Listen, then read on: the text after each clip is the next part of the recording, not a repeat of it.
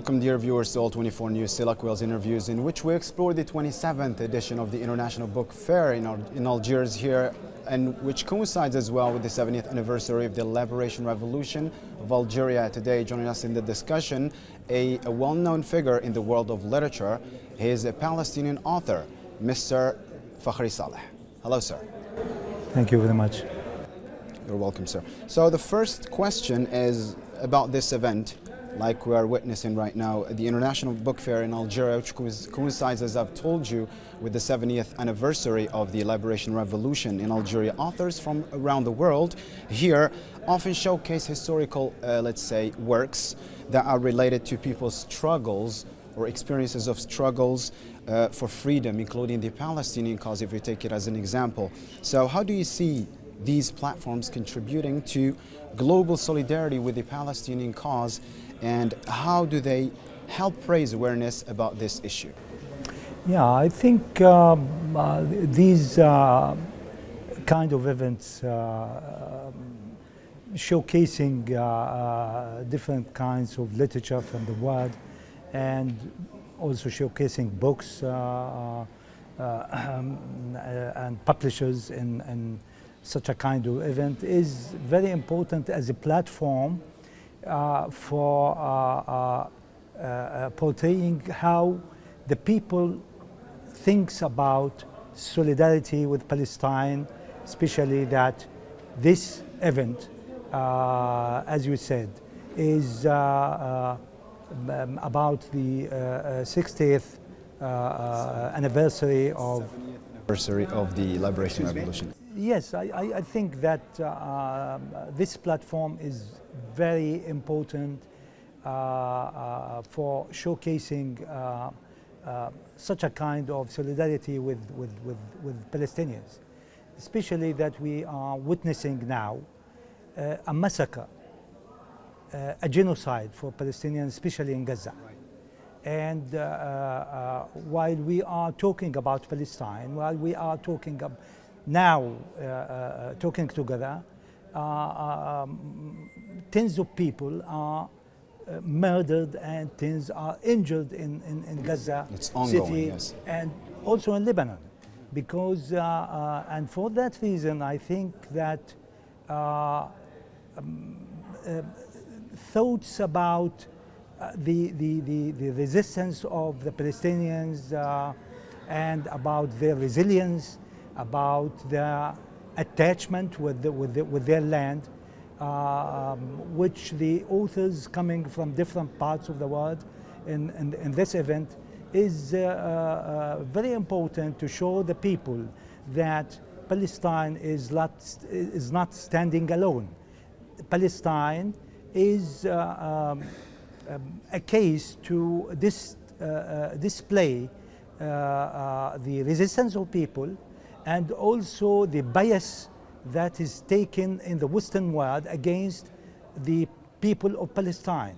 They are supporting a genocidal apartheid state like Israel, and not seeing that this is not ethical. This is not a case that you can say that it can happen anywhere in the world. If the people of the Palestine they are talking about Ukraine, if we compare between what's going in Ukraine and what's going in Palestine, you see them supporting Ukraine against the aggression of the Russian state. As we call it, double standard world. This is double standards, as you said. It's double standards, of course. But going back to your question, I think that we, in literature, in culture, we can build a case for Palestine. For that reason, I think that inviting authors from Algeria, from the Arab world, from Palestine, of course, and from other parts of the world to show their solidarity with Palestine is a case to against what's happening now on the ground. Mm-hmm. So I've just mentioned a very important point. You talked about culture and literature in general. So let's talk about literature as an author, as you are. Can we say that literature can be seen as a form of resistance? A form of what? Of resistance. Of resistance, Yes. of course. Yeah, we have books written about resistant literature in the world, and in every book written about the resistance in literature, you can find some pages at least afforded to Palestine. They talk about resistant literature in the world and in Palestine. Yani this is part of the resistance. It's the cultural side of the resistance in Palestinian literature and culture. You see that Mahmoud Darwish, Samih al-Qasim, Tawfiq Zayyad, when they appeared in the 1960s, the late Ghassan Kanafani described them as the poets of resistance, the movement, the resistance movement in Arabic poetry and Arabic culture. So this is very important to talk about, because the resistance literature is part of the resistance of every nation that is defending itself against the aggression of other nations and other colonial nations that they oppressed them. This happened before in Algeria. You have Malik Haddad, you have Muhammad Deeb, who wrote resistance literature in French, and some of them, like Abdelhamid bin Haddouga, wrote in Arabic about the resistance in Algeria. In Palestinian literature, you find figures like Mahmoud Darwish, like Samih al-Qasim. They wrote poetry about resistance literature poetry. Also, Emil Habibi wrote the Al-Mutasha'il, the Pesoptimist, about resistance in Palestine in 1948. Ibrahim Jabra wrote his novels about Palestine also. Ghassan Kanafani wrote great novels, great short stories about Palestine. And this is part of the identity that was created for Palestine in literature. It started in literature, and you can say that the Palestinian nation is crafted in words before it was crafted in the field of resistance with weapons and with other means of resistance. So as you are talking about the plethora of authors, Palestinian authors, as you are one of them, one of the Palestinian writers, my question is, how do Palestinian writers view literature during periods of intense, let's say, Israeli occupation aggression? Let's take an example, what is happening in Gaza Strip right now. Yeah, I think I will be repeating myself, saying that the Palestinian literature is a parcel and piece of this resistance of the Palestinian nation. Mm-hmm. Yeah, you can't think about the resistance of the Palestinian nation against the oppression of the Zionist state, against the apartheid and genocidal Israel, without thinking through literature and through culture. The literary figures, the Palestinian literary figures that I mentioned in my response to your first question, are those people that built the identity of Palestine through the word. Yeah, now you can say that Mahmoud Darwish, writing in Arabic and translated in into many languages in the world, he put the Palestine in the conscience of the world, in the consciousness of the world, you see. And also Edward Said, in writing his books in English about different kinds, about Orientalism, about culture and imperialism, about Palestine, about the question of Palestine, he this is a kind of resistance. You can say that this is a kind of resistance for the Zionist states and the Zionist project in Palestine. I think this will be part of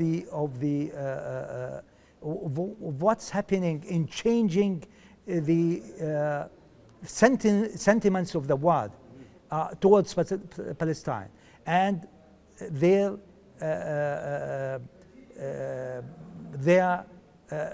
seeing Palestine in a different image, because you know the Zionist project started there, a project to occupy Palestine by a cultural project. You started reading novels, poems about their attachment to the Israeli land and to this part of the world. Maybe going back to 19th century, you find Benjamin Disraeli, who was a prime minister of in the United Kingdom, and he is Jewish. He wrote about the land of Israel in Palestine. He wrote a novel, and he is part of this Zionist literature. Leon Orris, also one of the Zionist figures in writing novels about Israel and Palestine, is also another figure, another Zionist figure.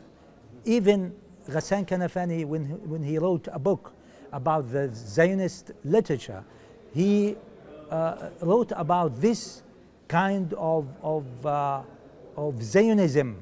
He called it literary Zionism, and the other part, which is political Zionism.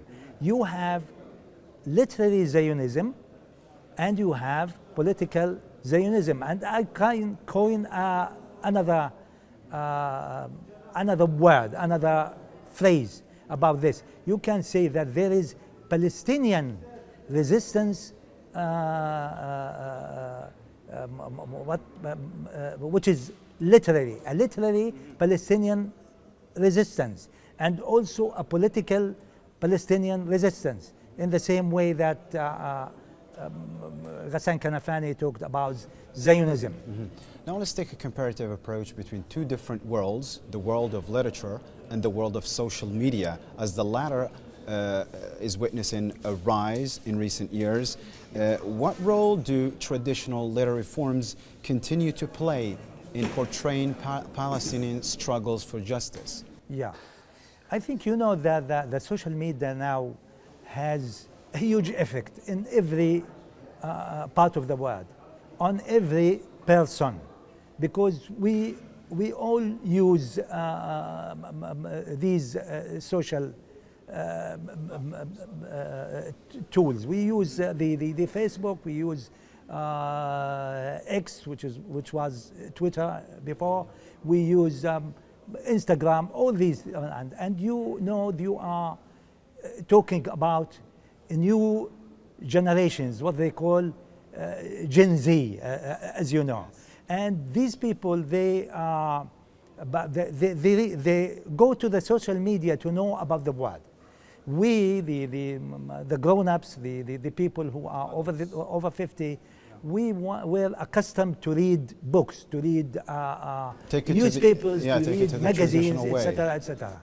So if we compare the role of social media nowadays with the role of traditional ways of conveying the world, like novels, like literary books, etc., like poetry, you will not be able to say that traditional literature can play the same role. It's a different world. We inhabit a different atmosphere. So I think the social media is better to use than these traditional ways that we used before. But the difference is that you can say that this traditional way of talking to people, of showing them how things work, it's more deep in literature. It's more deep in these kind of outstanding books that are produced by author. If you read these literary pieces after 100 years, you will know about Palestine, you will know about Algeria, you will know about these struggles going that went on in this world 100 years ago. But the social media is something ethereal. You read what's written on the social media, and then you will forget it after maybe hours, after minutes. But this is the kind of thing, this is the means that we are using in these days. But you can't say that we don't want to write novels, we don't want to write poems, because the novels, if you publish a book, if you publish a novel, it will distribute only 100 or 1,000 copies, or the poetry collections only 10 or 20 or 100 copies. It has a very deep implication through the years. So we go back to the International Book Fair here in Algeria, and we will try to connect literature to politics. So do you see that these kind of literary spaces can influence political movements? And let's say, how can writers, Palestinian writers or Arab writers in general, let's say, can make these events, or the literature in general, can inspire, let's say, tangible political changes? First of all, I can say that you can't dissociate literature from politics. This is, if you want to dissociate, this is some people that so they go say go hand in hand. That literature is not an ideology. Yes, it's not an ideology, but if you want to sever literature from what's going in the world, from writing about political things, about political stands, about what's going on the ground, this is ideological. You want an ideology that severs the works of literature from politics, and this is an ideological stand.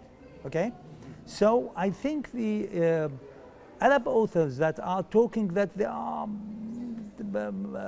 writing literature for literature itself, for its sake, for as they said before, art for art's sake. This is really not acceptable for me, at least. So the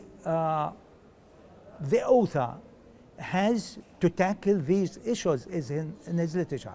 We are not saying to him that he has to write about what's happening in Gaza right now. He can write after 1 year, 2 years, 3 years, but he has to tackle these political issues, because this is part of what we live through our life in any part of the world.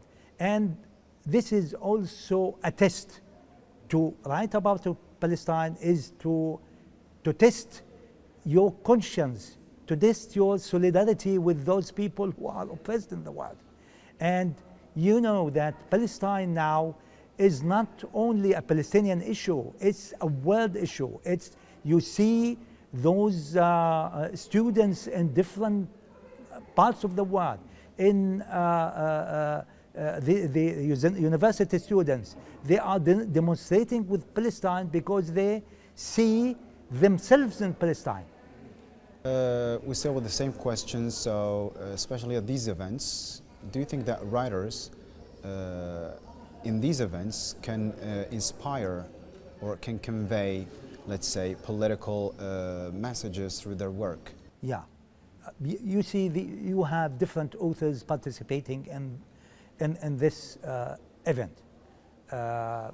And these people, they have different ideas. They are coming from Algeria, from the Arab world, from other parts of the world, to participate in a showcasing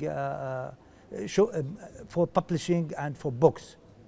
But on the side, you have these events that people talking about literature, about the place and about place and literature, about resistant literature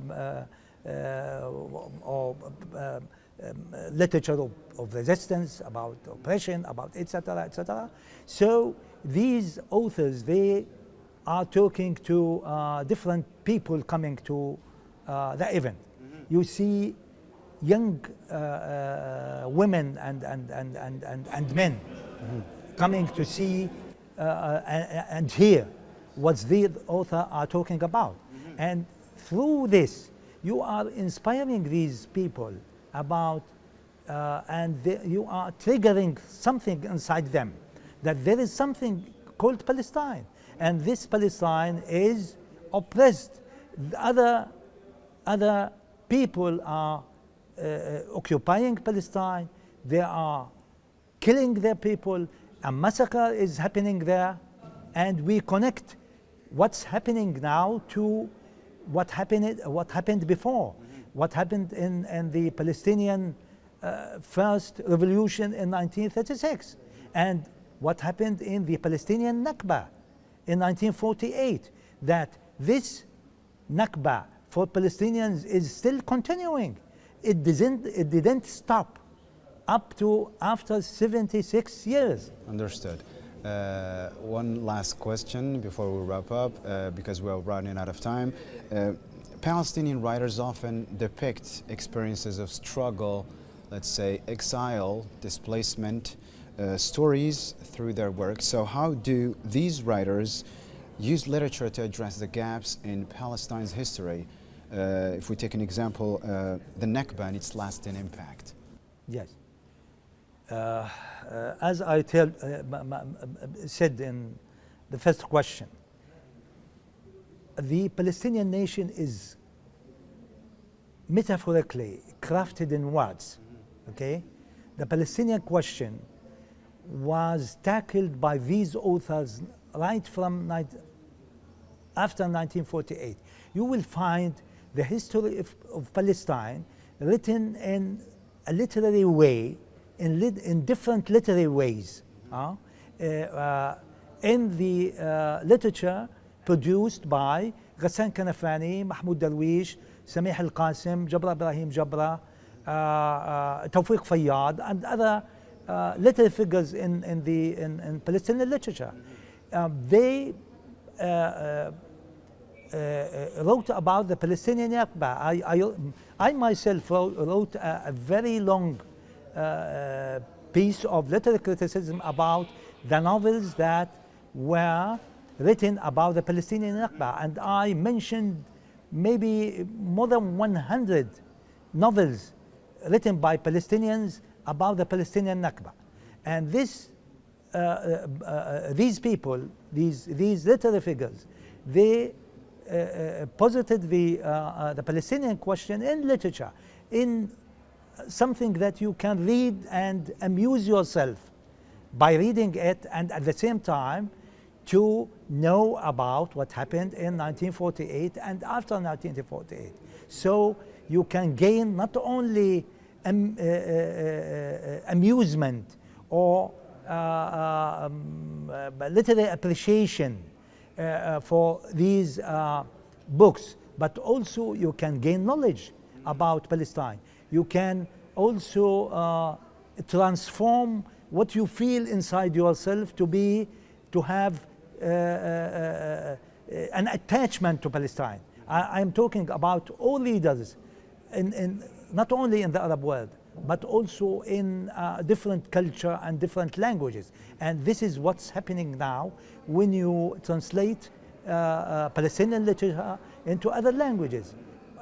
In any part of the world that I meet a poet, a novelist, they will say, we read the works of Ghassan Kanafani, we read the poetry of Mahmoud Darwish, is very, very well known in our language and culture. So you see how the deep effects, the great effects that literature can have on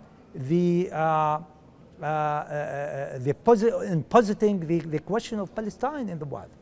That brings us to the end of our interview. Thank you for the valuable insights that you have just offered to us, and thank you for being with us here. And thank you very much. Thanks to you very much. And thank you, dear viewers, for watching. See you next time.